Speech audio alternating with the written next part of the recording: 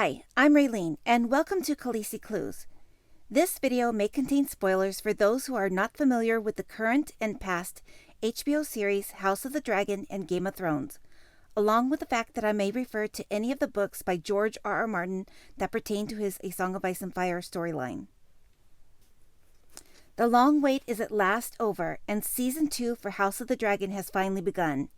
In this video, I wanted to go over some of the things that stood out to me as possible clues for some of the ongoing theories that I've been talking about in my past videos.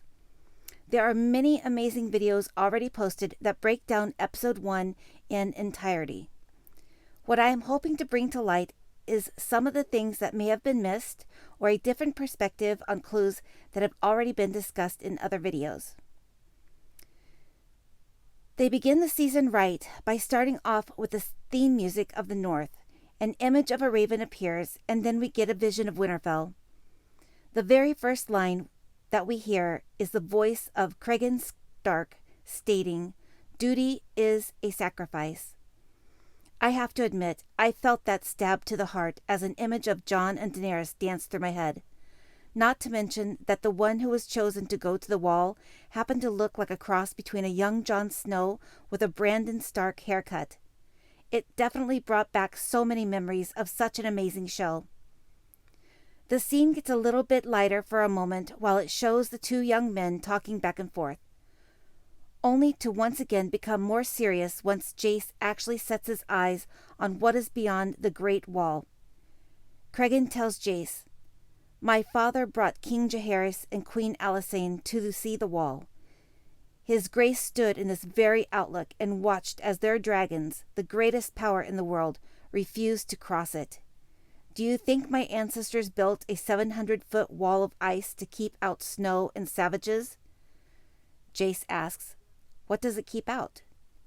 Cregan answers with one word, "Death."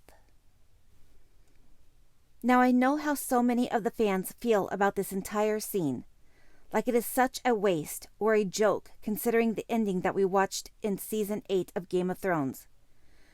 I know House of the Dragon has received a bit of criticism last season about introducing Aegon's prophecy of the prince that was promised, hidden in the cat's paw dagger.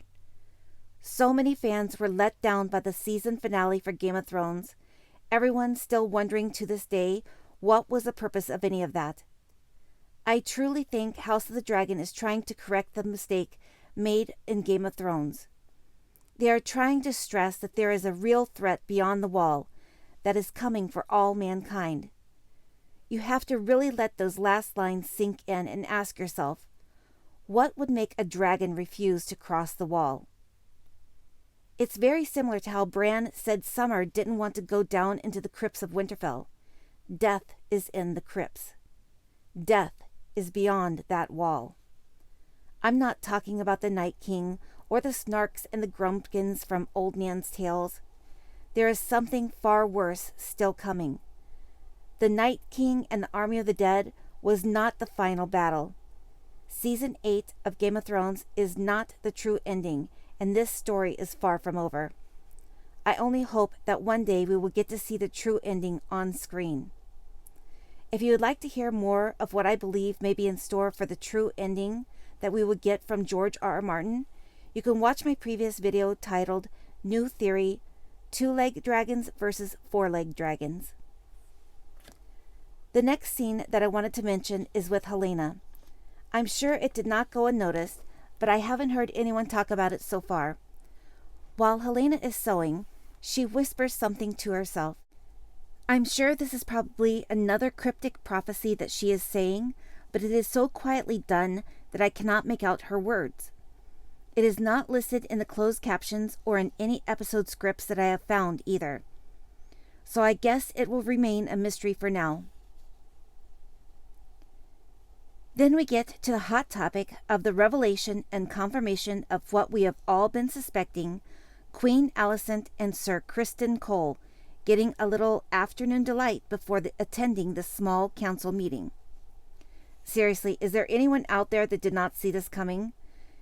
Besides, they have a lot in common, and it makes sense that they ended up together. They are both young, beautiful, lonely. Both lost their virginity to a dragon, and then was cast aside, and they both failed their missions. Yes, you heard me right. The hypocrisy is strong with these two. I plan on doing another video on these two lovebirds. Right after the small council meeting, we get our first glimpse of creepy Larys Strong.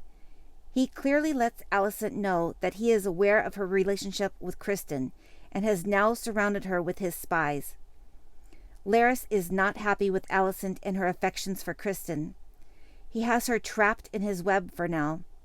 Like I said in my previous video, Larys and Mysaria are on the same team. They may be in competition with each other, but they are working for the same team, and their goal is to cause chaos. Larys's job is to tear apart the Greens by turning them against each other, at the same time being a driving force or to instigate a war between the Blacks and the Greens. The ultimate goal being to destroy the dragons. After King Aegon is finished hearing the people's petitions, Larys seizes the chance to talk privately with him. Larys is now planting the seeds for his next plan in King Aegon. Otto Hightower has been successful so far at putting the brakes on Aegon and keeping his desires for war under control. This works in opposition of Larys's ultimate goal. Very similar to how Varys had Kevin Lannister killed in the books. Kevin Lannister was doing too good of a job in Westeros, regaining peace and control. We will have to wait and see what Larys has in store for Otto. We then get a strange comment said during the private meeting between Alicent and Otto. They are both discussing the frustrations they feel in regards to everything that has happened since the death of King Viserys. They seem to agree that they are on the same side, and then we get this line from Alicent. We only need to mind Aegon until the novelty of rule is spent. Once he tires of it, you and I can steer our cause to victory. Well, now that we know they are just placating Aegon for the time being, one has to wonder, what is their true cause? This scene is followed up by the capture of Mysaria the White Worm.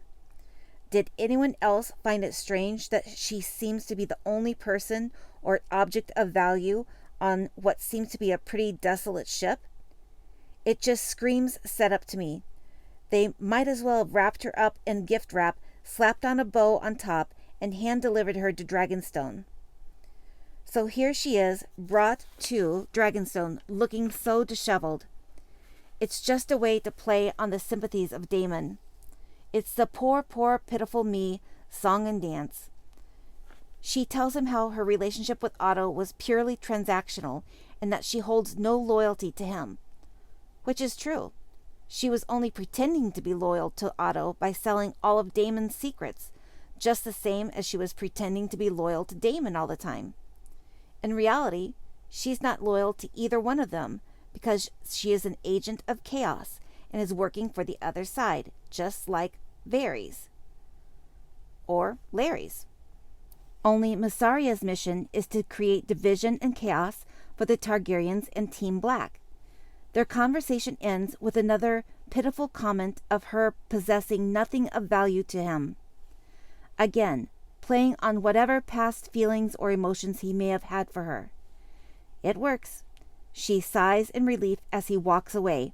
Her plan has worked so far, and her life is spared.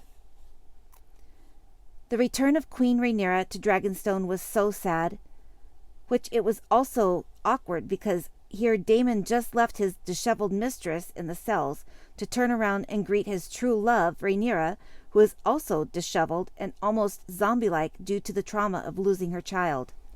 The look on Daemon's face when Rhaenyra confirmed that she had found what she needed to accept the death of Lucerys. It was almost as if he needed confirmation too. Followed up by the only 4 words that she could manage to say, I want Aemond Targaryen. It seemed as if she was staring straight at Daemon when she said it, as if he was the only other person in that room that mattered, knowing he is the only one that can truly deliver that want. As she walks away, and the camera is back on Daemon, I whispered to myself, "Ask and you shall receive." Next, we will find a desperate Daemon back in the cells trying to strike a deal with the devil himself, the White Worm.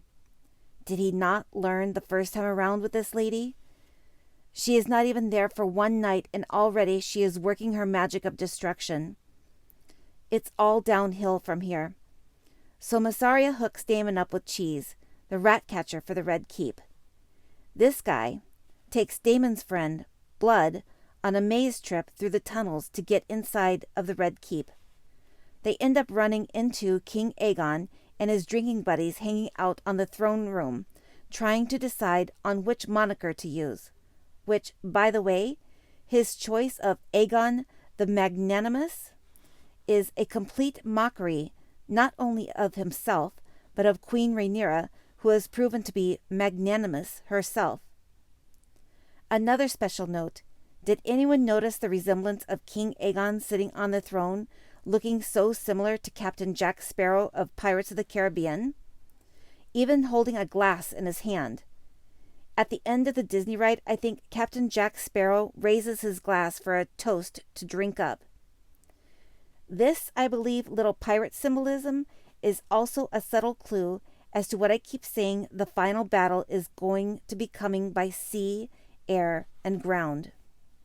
Meanwhile, it just so happens that Otto Hightower has conveniently been alerted about Aemond and Kristen's secret meeting going on and crashes their party. Because of this, once Blood and Cheese reach Aemond's room, he is nowhere to be found. That's because this is a complete setup by Larys and Mysaria. All of this moves the Blacks and Greens to a bloodier war. It creates chaos and division, with blame being pointed in every direction in both houses. The housemaid doesn't even alert anyone that Blood is there. She just simply disappears. That's because she is one of the people on Larys's team. There is no one to be found on that floor. It is completely desolate. It makes absolutely no sense. They are on the brink of war. Their rival queen's son has just been ate by their dragon. Retaliation is completely expected, yet no guards are to be found anywhere to protect the royal family and the future heirs to the throne. It's a complete setup. We will see who gets caught, Blood or Cheese. My bet is on Blood because he was Daemon's man. Not that I would pet it past them to turn on Cheese too. The spiders have no true loyalties to anyone. Every one of them is expendable. Well, I hope you enjoyed this video. If you would like to show any support for my channel, you can like, comment, share, or subscribe. I hope you all have a wonderful day, and thank you so much for watching.